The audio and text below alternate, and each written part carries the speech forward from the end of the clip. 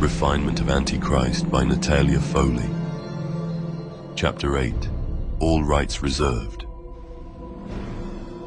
Emily went to the window on her 9th floor, and the sultry air of the midday city poured into the room. There was a kind of tension in the mixed sense coming from the outside world, a tension that somehow blended with her feverish agony, offering an unexpected sense of comfort. She crossed the room a few more times, then stopped abruptly. After a moment's hesitation, she reached for the suitcase, a long, unusually elegant evening case made of deep red crocodile leather, exclusively crafted for her by one of the most celebrated designers in the world. Yes, His Fashion Majesty Marto Giuliano had made it just for her.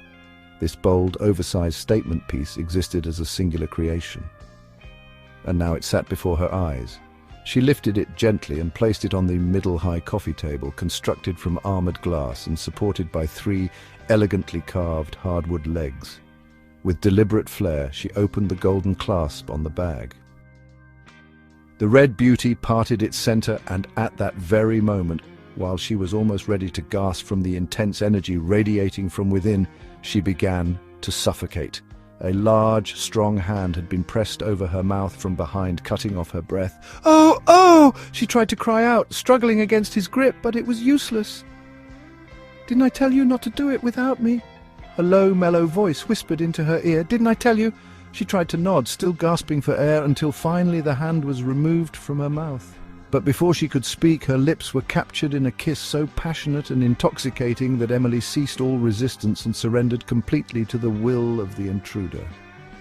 "You," she moaned in a whisper of delighted relief. "You!" She felt as if she were on the 7th heaven. He was here, kissing her neck, tearing off her expensive clothes, holding her delicate, fragile body tightly.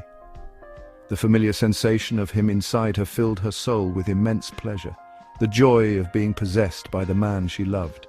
She cried out loud, partially from the intensity of the moment, but mostly from pure happiness, overwhelmed by that sudden, radiant feeling that she had never been and would never be, happier ever, ever, ever. When it was over, and it was indeed fast, much faster than she would have preferred, he never really cared about that. It was his pleasure, not hers. He quickly took a shower and now sat in front of her in the antique, beautiful armchair, padded with handmade Italian tapestry embroidered in golden silk. It was nothing short of a true work of art. In fact, it was an exact replica of the actual armchair from the imperial palace where it once resided. The Habsburg dynasty, specifically Emperor Franz Joseph I and his beautiful wife Empress Elizabeth, also known as Sisi, inspired the entire room. The hotel suite was a perfect mirror of their apartment in the Hofburg residence. For whatever reason, Emily deeply admired Sisi. She wanted to be like her, very much so. But deep inside, she knew the truth. At best, she could only ever be a pale shadow of the Empress. "Whatever," Emily mumbled, trying to push away her recurring thoughts of the long-dead Sisi. "What's that?" Maxwell asked, clearly distracted by her strange muttering. "Mila, are you with me?" "Yes, darling," Mila replied. Emily actually loved when he called her Mila. She believed the name suited her far better than the foolish-sounding Emily. Mila felt stronger, more refined, even more than her own painfully thin, almost shapeless frame.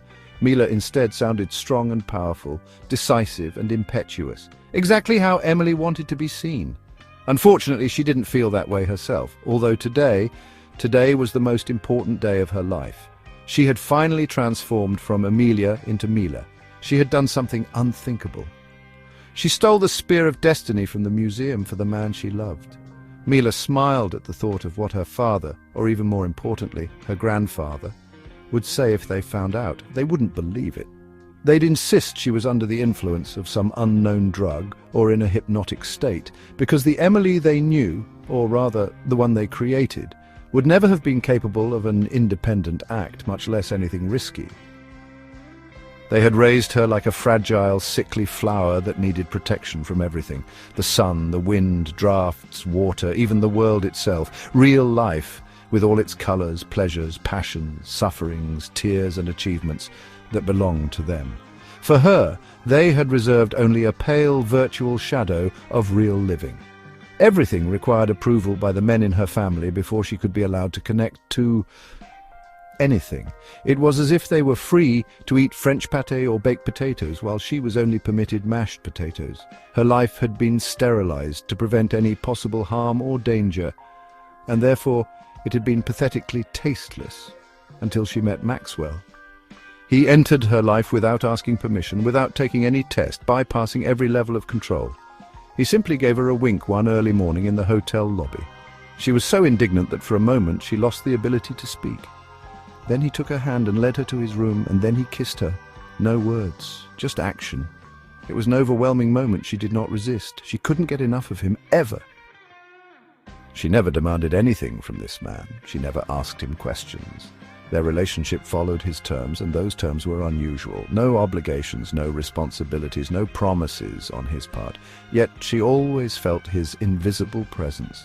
Somehow, he always knew where she was, and appeared beside her exactly when she needed him the most.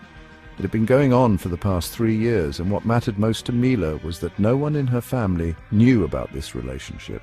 It was her personal act of defiance. A quiet vindication against the way they treated her like a fragile flower, always needing protection. She didn't really know the details of Maxwell's work, though she did know he held a doctorate in theology from Harvard and a master's in economics from Oxford. He was also a talented musician, playing piano, violin and saxophone, and involved in major international financial transactions. He traveled constantly, yet seemed to be everywhere at once.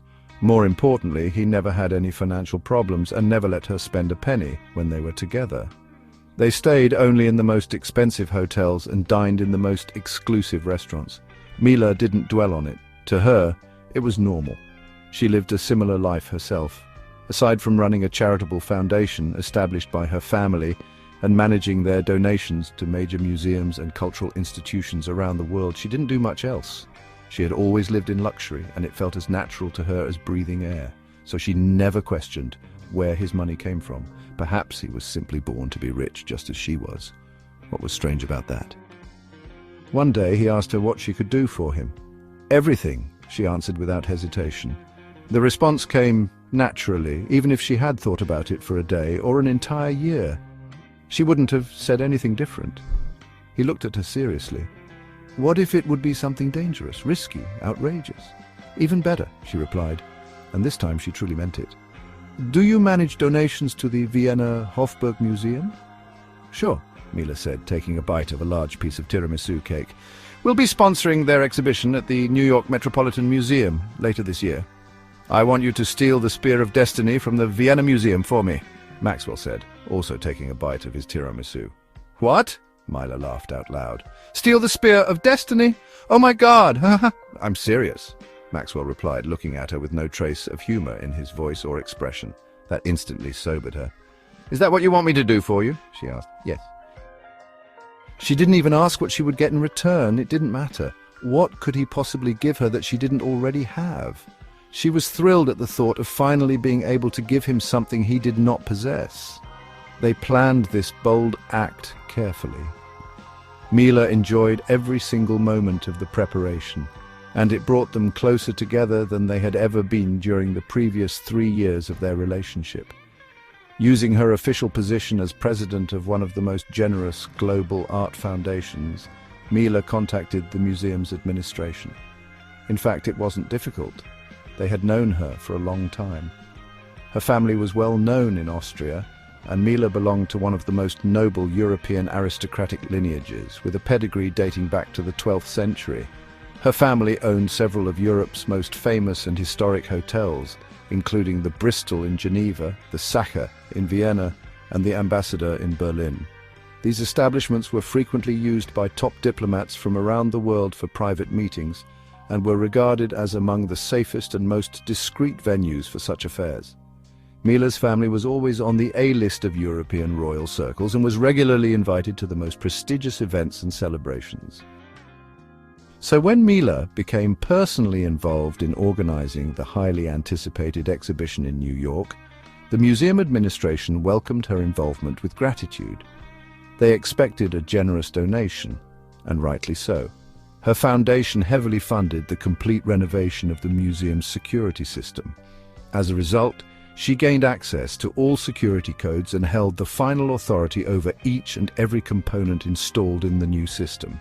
Today, Mila was visiting Mr. Arnold's in person to hand-deliver her last check, finalizing all payments for the upgraded system. It was a long-standing tradition, though paper checks were largely obsolete and most transactions were now electronic. In the conservative upper echelons of the elite, a handwritten check still symbolized goodwill and respect. Therefore, the gesture was both appreciated and appropriate. Dressed elegantly, Mila arrived at the museum carrying her new, bright red exclusive crocodile leather bag. She wore a matching red hat, red pumps with medium-high heels, and a slim-fitting red and white pencil skirt suit. Also exclusive, designed by the latest rising star of Italian fashion, Angelina. White lace gloves completed the look, and her limo, painted in white and red, matched her style perfectly. All eyes were drawn to her graceful silhouette. As she passed through the crowd of museum visitors, idle spectators, and ascended the stairs, she moved past the corridor leading to Mr. Arnold's office. Then, suddenly, the entire museum was plunged into darkness. The entire energy system, including all backup sources, went down. At first, everyone, visitors and staff alike, was simply stunned. Then panic erupted. People began shouting and screaming until workers managed to find emergency lights and attempted to restore order to the chaotic crowd. This lasted for 4.5 long minutes, an eternity of confusion. 4.5 minutes. That was all the time Mila had to steal the Spear of Destiny. It was kept in a completely secured safe located in a hall closed to visitors and attached to the director's office. The electronically secured safe could be opened simply by rotating the handle, while the electronic lock was disabled.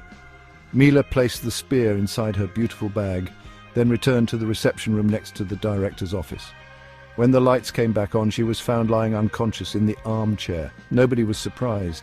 Emily's extreme sensitivity, fragile health and delicate emotional state were well known among her circle. She was immediately assisted. The director personally carried her into his office and even splashed water onto her face until she regained consciousness. What was it?" were her first words. "Don't worry, madam. It was just a shortage of energy. I'm not sure what went wrong. We will investigate. Are you okay?" Mila looked pale and frightened, but she managed a weak smile. Then she opened her elegant red bag, revealing its silky interior, and took out a beautifully decorated ivory envelope bearing the golden monogram of her family. She handed it to the director. "This is our last installment, as promised," she said, smiling warmly. "I hope it will be sufficient to ensure your system operates without such interruptions." Oh, madam," the director stammered, clearly overwhelmed. Eloquence was clearly not his strong suit. Mila left the museum accompanied by the director and the full entourage of over a dozen people, including several of his deputies, his secretary, chief security officers, and even his personal nurse. The white and red limo ceremoniously pulled away from the museum, carrying its valuable passenger toward the nearest hotel. The distance was about 2 kilometers and usually took between 3 to 10 minutes to cover, depending on traffic, to reach Sasha Hotel.